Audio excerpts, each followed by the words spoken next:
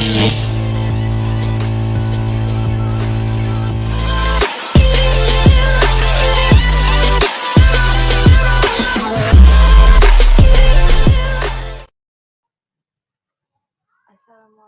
warahmatullahi wabarakatuh. Halo semuanya, perkenalkan saya Enda Ramawati dari kelas MA 24 C07. Di video ini saya akan membahas topik yang sangat penting, yaitu tentang PKWT atau perjanjian kerja waktu tertentu. Dilihat dari sisi etika dan hukum bisnis. Oke, langsung aja kita mulai pembahasannya. Pertama-tama, kita perlu tahu dulu apa itu PKWT dan apa bedanya dengan PKWTT. PKWT adalah perjanjian kerja dengan jangka waktu tertentu. Jadi, udah jelas dari awal, ada tanggal mulai dan tanggal berakhirnya. Biasanya digunakan untuk kerja proyek, kerja musiman, atau pekerjaan yang sifatnya nggak tetap. Sementara itu, PKWTT yaitu perjanjian kerja waktu tidak tertentu, adalah kontrak kerja tetap yang tidak dibatasi waktunya. Jadi karyawan akan tetap bekerja sampai mengundurkan diri, pensiun, atau diberhentikan. Perbedaan dasarnya adalah PKWT kontrak sementara, PKWTT kontrak tetap.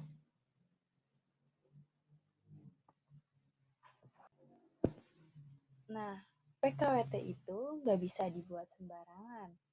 Ada syarat-syarat penting yang harus dipenuhi, yaitu ada syarat subjektif dan objektif. Syarat subjektif berisi orang yang dipekerjakan harus cakap hukum, minimal usianya 18 tahun. Tanda tangan kontrak harus dilakukan tanpa tekanan dari pihak manapun. Secara objektif, pekerja yang dilakukan memang harus bersifat sementara, tidak terus-menerus. Contohnya proyek jangka pendek, pekerjaan musiman, atau pekerjaan yang sifatnya tidak permanen. Kalau salah satu syarat ini tidak terpenuhi, kontraknya bisa dianggap tidak sah dan malah bisa berubah status jadi PKWTT. Secara hukum, ini penting banget buat kita ketahui agar nggak dirugikan.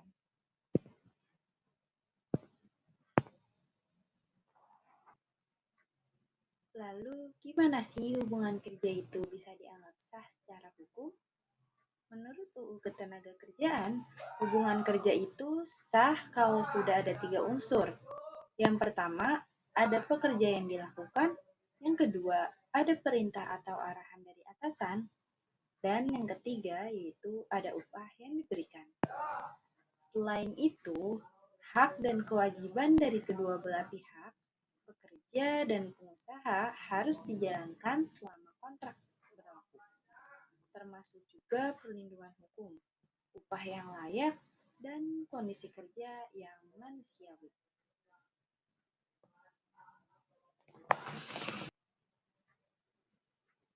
Sekarang saya akan kasih contoh dokumen PKWT yang sederhana. Saya sebagai pekerja di PT Adera Interior dengan posisi admin. Durasi kontrak saya dari 29 April 2025 sampai 29 Oktober 2025. Gaji pokoknya sebesar Rp5.500.000 per bulan plus BPJS. Hak dan kewajiban saya antara lain hadir 6 hari kerja, bekerja sesuai SOP, dan diberikan pelatihan di awal. Yang perlu diingat, tidak ada perpanjang otomatis, tapi kalau kinerja saya bagus, ada kemungkinan direkomendasikan untuk jadi karyawan tetap atau PKWTT. Sekarang kita masuk ke bagian yang paling menarik dan agak kritis, yaitu etika PKWT di Indonesia. Sayangnya, banyak perusahaan yang menyalahgunakan PKWT buat menghindari kewajiban permanen seperti tunjangan hari raya atau THR, jaminan sosial jangka panjang, perlindungan kerja yang seharusnya diberikan pada karyawan tetap. Ada beberapa masalah etika di sini. Yang pertama yaitu ketidakpastian kerja, yang artinya karyawan gak punya jaminan jangka panjang. Baru kerja 6 bulan udah diakhiri, terus cari kerja lagi.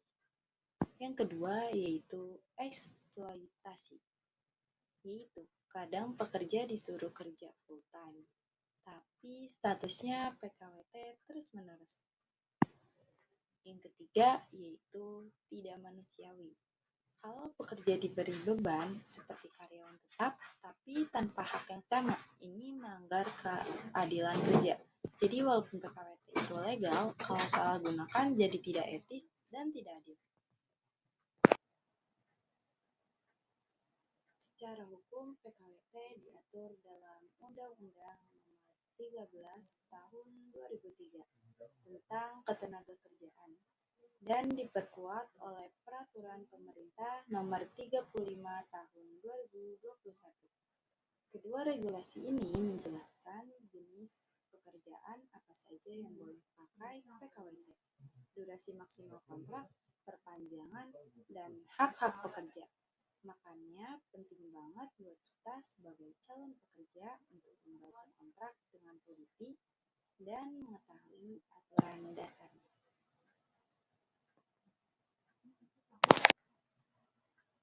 Oke, jadi kesimpulannya adalah PKWT sah dan legal asal sesuai dengan peraturan, tapi harus dipakai dengan etika supaya tidak ada pihak yang dirugikan. Baik perusahaan maupun pekerja harus saling menghargai hak dan kewajiban masing-masing. Kontrak kerja itu bukan cuma soal waktu, tapi soal keadilan dan perlakuan yang manusiawi.